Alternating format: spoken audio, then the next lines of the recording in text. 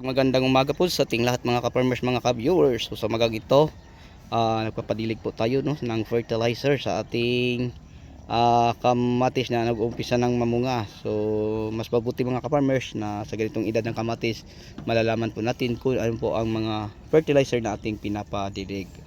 Okay, so bago natin umpisahan mga ka-farmers ang ating talking point patungkol po sa fertilizer natin ginagamit sa kamatis, yung unang-una ko po ay magpapasalamat po sa lahat nating mga suulid na mga subscriber na palaging nakaabang sa ating mga ina-upload ng video. So sa inyong lahat at sa inyong walang sawang pagsuporta, maraming salamat po. God bless. Okay, mega love shout out po sa mga audience natin.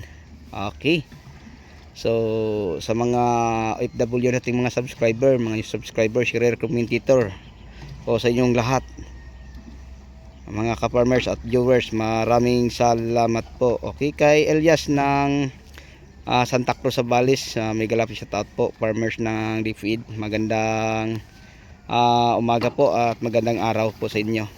So ngayon mga ka-farmers, share ko lang po sa inyo ang mga fertilizer natin ginagamit sa ating nag-umpisang namungang kamatis. So tara, samahan nyo ako para ipapakita ko po sa inyo. Let's go. Ito po mga ka-farmers, mga ka-viewers, ang ating mga nakahalong mga fertilizer na Atlas 1414, okay, Winner, Nutrivore at saka Mega Multiplant Vitamin. So ito po ang ating Atlas 14 na ginagamit, no? Okay, so kahit anong klaseng fertilizer, ma-Philpos, ma-Atlas, ma-Harvester o mabulaklak, pwede din mga ka-farmers. Tapos ang ating Winner na Yara, yan ang ating ginagamit. Okay, na may merong 15,920 na mga major elements, tapos may secondary nutrients at saka may micro elements, at saka yung Nutrivore, no, na 15% ang kanyang nitrogen, meron din siyang calcium na 24 at saka boron na 20.25%, at saka yung ating Mega Multiplant Vitamin, ito po mga ka-farmers, meron po siyang 45 NPK na ang nitrogen ay 21, ang phosphorus ay 9, tapos ang potassium niya ay 15. Okay, so yung tatlong industry mga ka-farmers, yun po ang ating pinagkunan ng mga fertilizer para po sa mga pananim natin. Okay, so para po sa kalaman sa lahat mga ka-farmers, itong Atlas, ang kanyang nitrogen, phosphorus at potassium ay same lang po, no? 14% sa nitrogen, 14% sa phosphorus at saka sa potassium, tapos may sulfur at saka calcium po mga ka-farmers. Okay, so synthetic po siya. Then ganun pa din, no, ang ating Yara at saka Winner, Yara Winner at saka Yara Nutrivore, mga synthetic din sila. Tapos ito naman, organic din siya mga ka-farmers. Pero yung fertilizer na to, malaking bagay pag masabay natin to magamit sa ating Yara at saka Atlas, kasi pang alis asin po ito sa lupa. Alam niyo ba mga ka-farmers na sa walang tigil natin paggamit ng mga systemic na mga herbicide or mga fertilizer na mga synthetic or mga insecticide na synthetic or mga fungicide, unti-unti pong nangangasim ang lupa, no? So kaya nga ang ating lupa ay unti-unting pinapatay sa mga ginagamit nating mga synthetic. So sa tulong po ni Mega Multiplant Vitamin mga ka-farmers, bubuhayin po, i-neutralize po mga ka-farmers ang sanhi sa pag-acidity ng lupa na makukuha sa paggamit natin ng mga synthetic na fertilizer. So pag halimbawa may apply natin to, may ilahok natin sa paghahalo, ma-neutralize po siya mga ka-farmers. Yun po ang kagandahan, para lahat ng mga nutrients na meron dito, mga major elements, kandanya nutrients, micro elements, lahat mapakinabangan sa tulong po ni Mega Multiplant Vitamin. So ngayon, balik tayo sa ating pinapadiligan ng fertilizer. Tara, samahan niyo ako. Ito po mga ka-farmers ang ating pinapadiligan. So meron po tayo dining apat na tao, no, na nagdidilig. Ang iba nandito banda, ayan. Ang iba naman nandun banda, ayan. Mga nakakulay blue na jacket mga ka-farmers ang gamit nila, ayan po sila. So yung pinapadilig natin sa kamatis, yun po ang ating ginagamit na fertilizer sa ating talong. Ganun pa din sa ating ampalaya na may mga bunga na. Ha? So ang ating ginagamit, ulitin ko, meron tayong Atlas 1414, meron tayong Winner, at mayroong Nutribor, at saka Mega Multiplan Vitamin. So yun po ang ating mga ginagamit sa ating mga kamatis na nag-umpisang may mga bunga na. So yun po mga ka-farmers ang kagandahan, no, na i-mix natin o ihalo-halo ang ating mga fertilizer.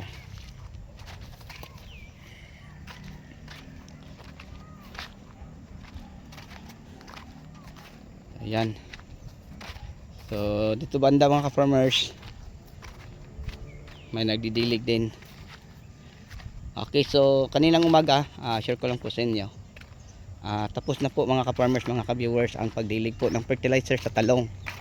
Okay, so ang pinapagawa po natin dito, yung mga ibang tao, dahil nadidiligan na po ito ng fertilizer, dahil ang ating panahon ngayon ay napakainit.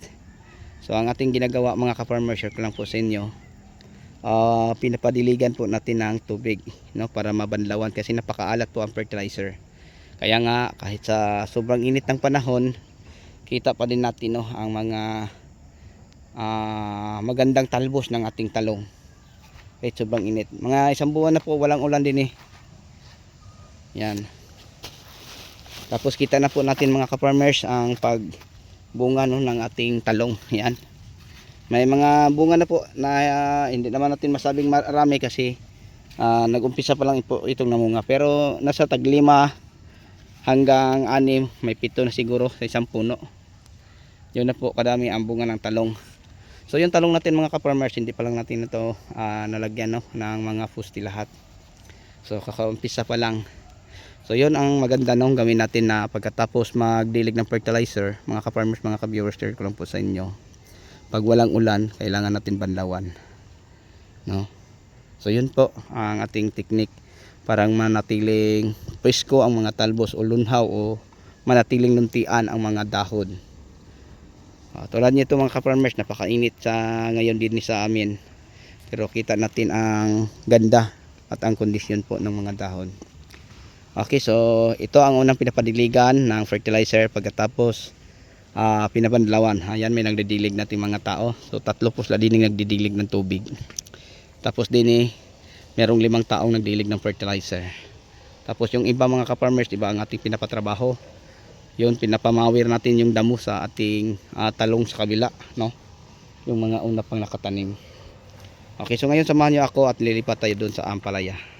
So ito naman po ang ating ampalaya na ating pinipitasan kanina mga ka-farmers, no, mga ka-viewers. Kasi may mga bunga ng pa isa-isang malaki, kaya nga pinipitas na po natin.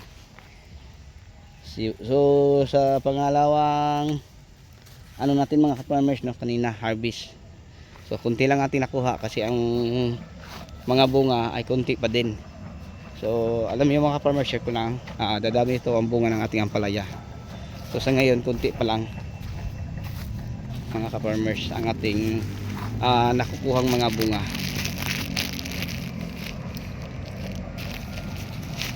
So yun po, no, ang ating ampalaya.